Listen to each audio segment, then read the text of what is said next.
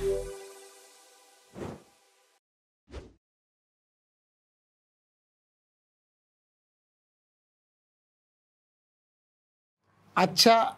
कृषी संवादच्या पॉडकास्टमध्ये मी डॉक्टर सागर गोपाळ यांचं स्वागत करतो. सर, बिझनेस करताना प्रत्येक बिझनेसमॅनला एक प्रश्न पडलेला असतो की मला ऑटो पायलट मोडला जायचं आहे, पण खूप अडचणी येतात. प्रत्येकाला वाटतं की मीच माझ्या बिझनेसमध्ये मेन रोल करतो, त्याच्यामुळे माझी बिझनेसमध्ये उपस्थिती अनिवार्य आहे. तर हा संपूर्ण उद्योजकांचा एक महत्त्वाचा आणि जिव्हाळ्याचा प्रश्न आहे. तर त्या विषयावरती प्रकाश टाकण्यासाठी आजचा हा पॉडकास्टमध्ये तुम्हाला खास आयोजित केलेलं आहे. तर तुमची ओळख तुमच्याच तोंडून ऐकायला प्रेक्षकांना आवडेल आणि ह्या प्रश्नाचं उत्तर पण ऐकायला आवडेल. नमस्कार. खूप महत्त्वाचा हा प्रश्न आहे. बऱ्याच उद्योजकांच्या मनात हा प्रश्न असतो की मला ऑटो मोडला जायचं आणि आपण जर सगळे व्यवसाय बघितले तर एखाद्या गावात जर 100 व्यवसाय असतील तर त्यातले 80 व्यवसाय सेल्फ मोडवर असतात आणि त्या सेल्फ मोडमधलं प्रत्येक माणसाला असं वाटतं की मला ऑटो मोडला जायचं, किंवा त्याने कुठेतरी एखाद्या व्हिडिओत ऐकलेलं असतं, एखाद्या ट्रेनिंगला जाऊन ऐकलेलं असतं की आपला बिझनेस ऑटो मोडला गेला पाहिजे, आपला बिझनेस ऑटो मोडला गेला पाहिजे. आणि मग त्याच्या डोक्यात ते असं की ऑटो मोडला जायचं म्हणजे आपण बिझनेसमध्ये थांबायचं नाही, आपण ऑफिसमध्ये फक्त एखाद तास थांबायचं आणि उरलेल्या काळात आपली टीम आपला सगळा बिझनेस हँडल करेल. आणि हे जेव्हा करायला जातो, कितीतरी वर्ष त्याने सेल्फ मोडवर बिझनेस केलेला असतो आणि तो डायरेक्ट जम्प मारतो ऑटो मोडला. ह्या सगळ्या प्रोसेसमध्ये एक गोष्ट मिसिंग लिंक आहे आणि ती म्हणजे स्विच मोड. कुठल्याही बिझनेसने आणि खास करून प्रोफेशनल ज्यांना सर्व्हिस सेक्टरमध्ये लोक आहेत त्यांनी सेल्फ मोडवरनं ऑटो मोडला जाताना स्विच मोड हा खूप महत्त्वाचा आहे. आणि हा स्विच मोड जर तुम्ही मिस केला तर तुमचा ऑटो मोडला जाऊन तुमचा बिझनेस कमी होईल किंवा तुमचे क्लायंट नाराज होतील. बऱ्याच वेळा असं होतं की अनेक व्यावसायिक, अनेक उद्योजक एखादा बिझनेस सेमिनार अटेंड करतात, ट्रेनिंग सेशन अटेंड करतात आणि त्यांच्या डोक्यात येतं की आता आपल्याला ऑटो मोडला जायला पाहिजे किंवा आपण एक्सपान्शन मोडला जायला पाहिजे, दुसरी ब्रँच करायला पाहिजे, तिसरी ब्रँच करायला पाहिजे आणि त्याच्यासाठी आपण हे ऑफिस सोडून दुसरीकडे काम केलं तरी हे ऑफिस चाललं पाहिजे. पण ह्या सगळ्या याच्यात काय होतं की तुम्ही कितीतरी वर्ष तुमच्या क्लायंटला सवय लावलेली असते की तुम्ही पाहिल्याशिवाय त्यांचं समाधान होत नाही.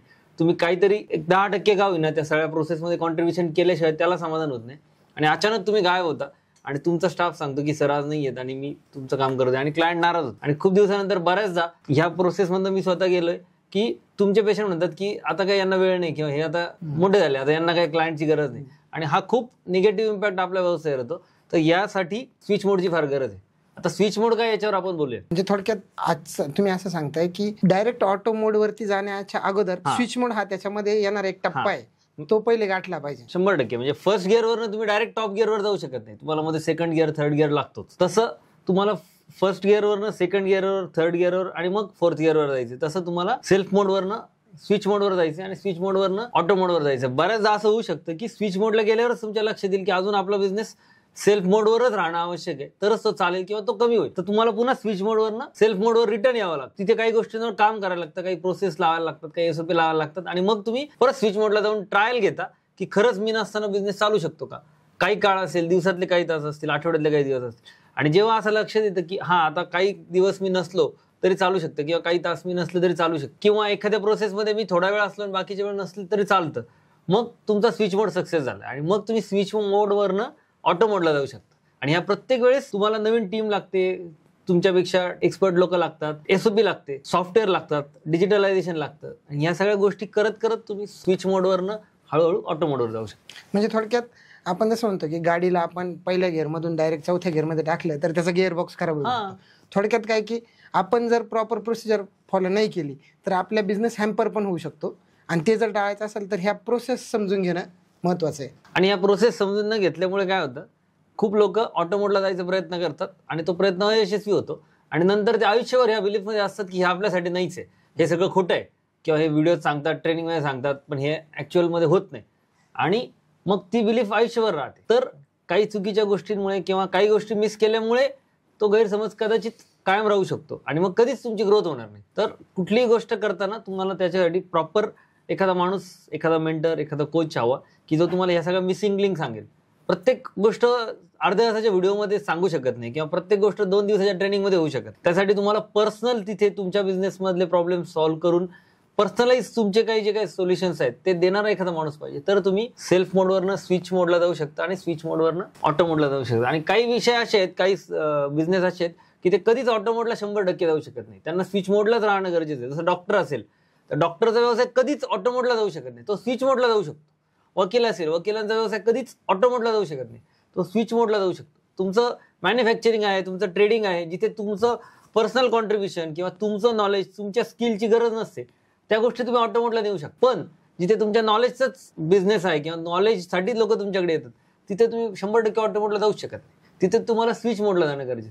आणि जरुरी नाही की प्रत्येकाने यशस्वी होण्यासाठी ऑटो मोडला गेलं पाहिजे. आता खास पुढचा प्रश्न आहे, एक तर कळलं आमच्या आता लक्षात आलं की डायरेक्ट तुम्ही बेसिक चाललेल्या व्यवसायाला ऑटो मोडवरती नेऊ शकत नाही, स्विच मोडवरती पहिले न्यायला पाहिजे. पण खास करून आमच्या कृषी संवाद ह्या चॅनलमध्ये किंवा ह्या पॉडकास्टमध्ये आम्हाला कृषी सेवा केंद्रांना काय स्पेशल सल्ला देता येईल ह्या ऑटो मोड आणि स्विच मोडचा? बघा, मी जसं सांगितलं की डॉक्टर किंवा वकील यांना 100% ऑटो मोडवर जाऊ शकत नाही, तसंच कृषी सेवा केंद्र हा बिझनेस सुद्धा 100% ऑटो मोडला जाऊ शकत नाही. कारण जेव्हा कुठलाही ग्राहक किंवा शेतकरी, साधारण त्यांचे सगळे ग्राहक हे शेतकरी असतात, हे तिथे येतात आणि त्यांनी कुठेतरी ऐकलेलं असतं की ह्या पिकासाठी ह्या फवारा पाहिजे, ह्या पिकासाठी हे औषध पाहिजे, किंवा त्यांनी आधी काहीतरी वर्ष ते वापरलेलं असतं, त्याच्या मित्राने वापरलेलं असतं आणि तो ते घेऊन येतो की मला ह्या पिकासाठी हे औषध पाहिजे. पण तिथे तो कृषी सेवा केंद्र चालवणाऱ्या माणसाचा रोल खूप महत्त्वाचा आहे. कारण त्याने त्या क्षेत्रात शिक्षण घेतलेलं असतं, त्या क्षेत्रातला अनुभव असतो आणि त्याने योग्य मार्गदर्शन केलं तर त्या ग्राहकाला व्यवसायात फायदा होईल. आणि त्या ग्राहकाला व्यवसायात फायदा झाला तर त्या कृषी सेवा केंद्रवाल्याला याच्या व्यवसायात फायदा होणार आहे. आणि जर तो तिथे नसेल, तिथे त्याने एखादा माणूस ठेवला आणि तो जर बाहेर पडला, तर येणारा ग्राहक जो सांगेल तेच फक्त हा देत राहील आणि मग जी नॉलेज बेस्ड सर्व्हिस आहे ती मिळणार नाही. आणि ती जर मिळाली नाही तर त्यांचा ग्राहक फायद्यात येणार नाही. आणि त्यांचा ग्राहक जर तोट्यात आला, त्याचं उत्पन्न निघालं नाही, तर यांची उधारी थकणार आणि कालांतराने यांचा व्यवसाय धोक्यात येणार. म्हणजे थोडक्यात कन्सल्टन्सी जी आहे, जी दुकानदारांनी त्याची डिग्री घेऊन मिळवलेली आहे, ती तो ग्राहकाला डिलिव्हर करतो आणि त्याच्यामुळे त्याचा व्यवसाय वाढत असतो. पण तरी पण ना, एक ह्या सगळ्या दुकानदारांच्या किंवा ह्या शॉप ओनर्सच्या याच्यातला एक प्रश्न आहे की त्यांना ना मल्टिपल शॉप्स टाकायचे असतात. मग त्यांनी 2, 3, 4 अशा ब्रँचेस जर केल्या तर त्यावेळेस ते मोस्टली ह्या गोष्टीचा म्हणजे त्रास त्यांना होतो की कसं आता हे सगळं सांभाळायचं. आणि बहुतांश कृषी सेवा केंद्रांचा हाच प्रश्न आहे.